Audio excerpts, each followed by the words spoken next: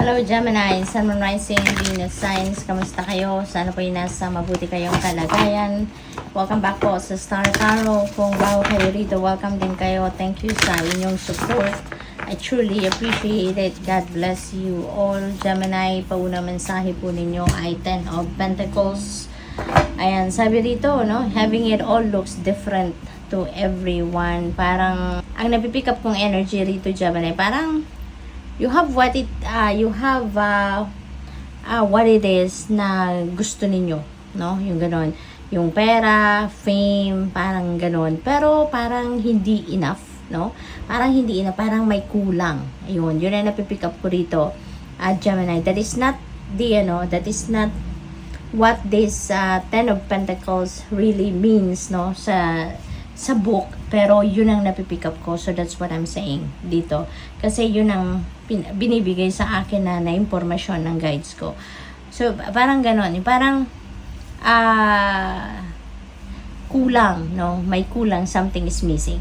No? Siguro sa puso ninyo, nararamdaman ninyo na parang there is something missing sa buhay ko. Even if meron na ako na kung ano yung mga gusto ko, meron na ako yung pera, meron na ako, no, yung trabaho, meron ako, pero something is missing. So maaring yan ay something na kailangan ninyong pag-isipan, pagmuni-munihan. Maybe you need to do some kind of introspection and reflection so that you can re-evaluate, no, what is happening sa buhay ninyo.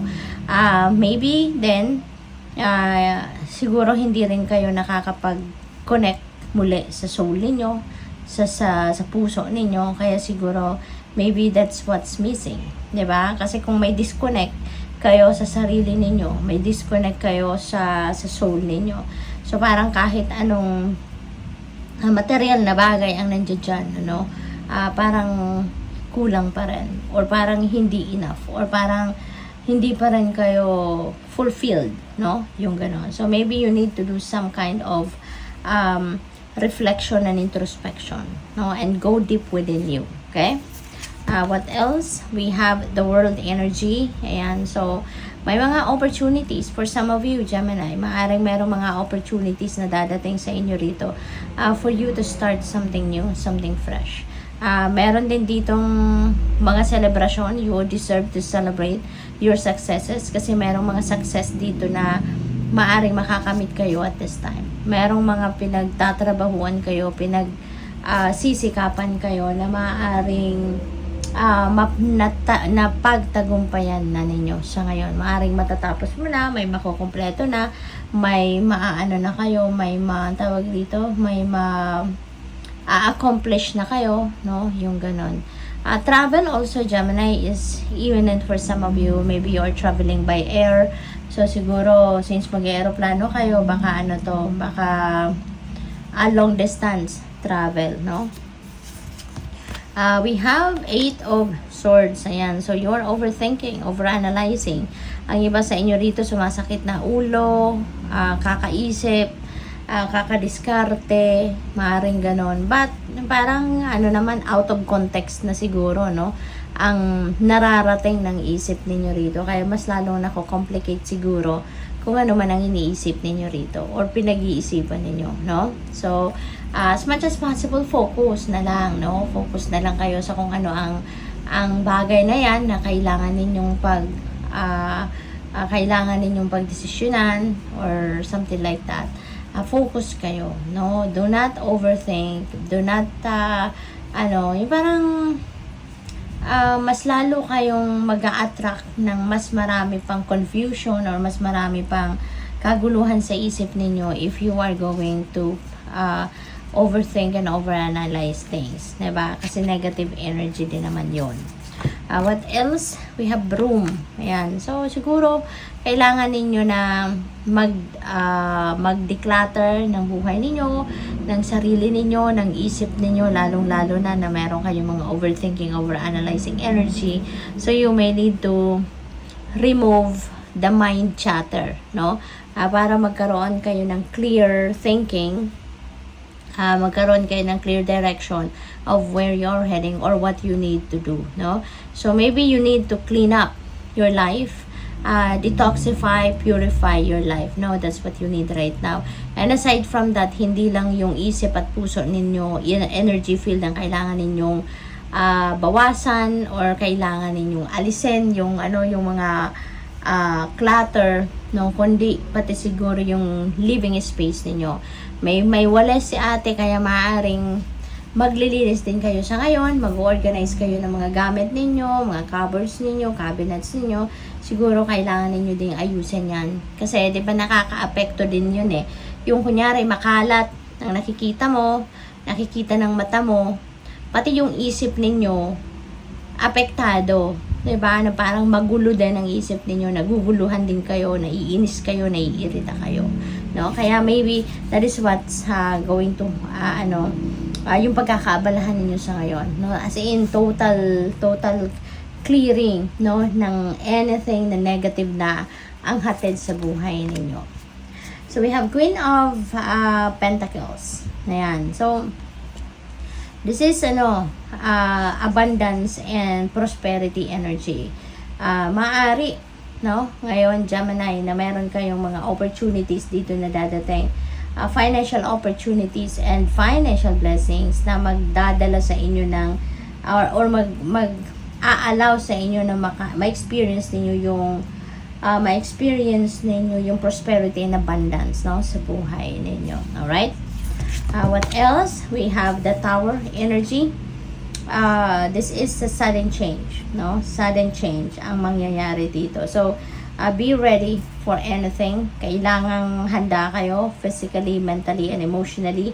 Dapat fit and ready kayo, Gemini, so that kung ano man ang mangyari, whatever it is that might come around, no, you will be ready to face it. Okay?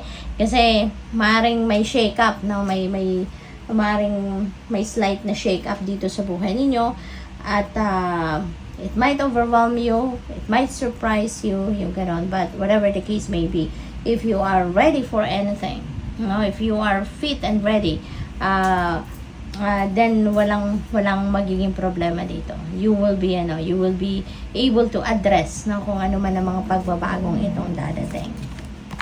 We have Six of Swords. Ayan, there's a lot of movement dito, travel, with the world, may travel. So dito naman parang over water naman ang travel ng iba sa inyo, Gemini. But since general reading naman ito, so maaaring meron din namang rito, pagkakaiba, no? Hindi lang iba't iba, no? Depende sa mode of transportation na may be available para sa iyo ang maaaring gamitin ninyo sa ngayon, 'di ba? Not necessarily na over water lang ang travel dito, no? Since yun lang nasa card, but this is general reading, so it might be different for each and every one of you.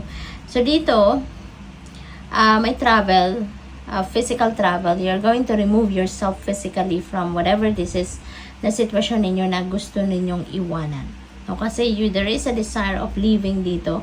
And sa card na to, you are taking action. No? Dito, you're making this desire happen. Kasi nakabalot ka na, yung ganon, see, nagdabit-bit mo ng lahat ng mga gamit ninyo, kasama na yung sama ng loob, bit-bit nyo pa yung sama ng loob, yung frustration ninyo, dala-dala nyo pa rin.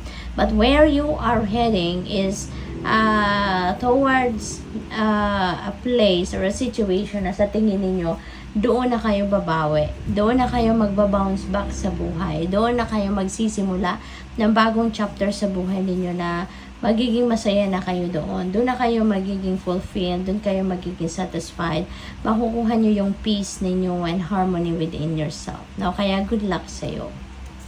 What else? We have the Magician.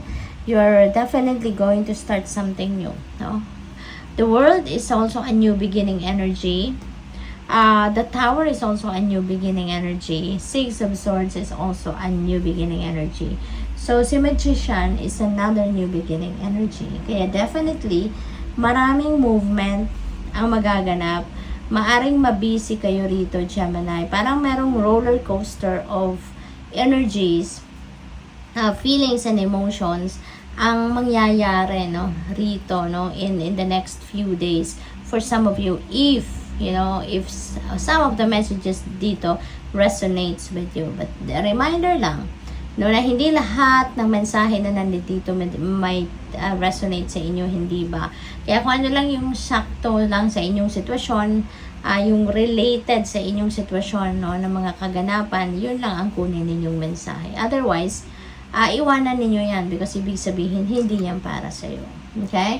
Hindi ibig sabihin na may mga changes, no, na mensahe rito, kunyari, sa sarili ninyo, ay i-fit in ninyo yan sa sarili ninyo. Kung yung mga ibang mensahe dito hindi naman nagre-resonate sa inyo.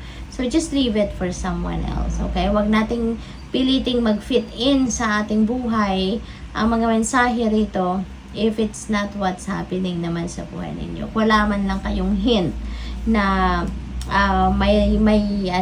may relationship yung mensahe na narinig ninyo sa ngayon doon sa kung ano ang mga nagaganap sa buhay ninyo at kung ano yung mga iniisip ninyo. Okay? But with the Magician energy, you have everything dito. For some of you, merong everything that you may need, no?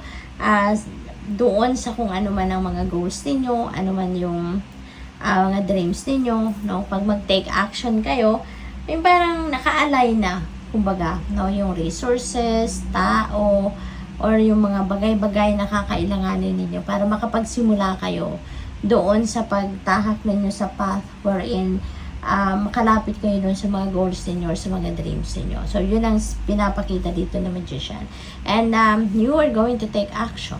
Now, you're going to take action. You're going to get up on your feet and you're going to make things happen sa ngayon kasi you are recognizing, no, na yung mga nasa paligid ninyo, the conditions are perfect na para simulan nyo na ang bagay na ito. So, good luck. Thank you for watching. Love and light. Namaste.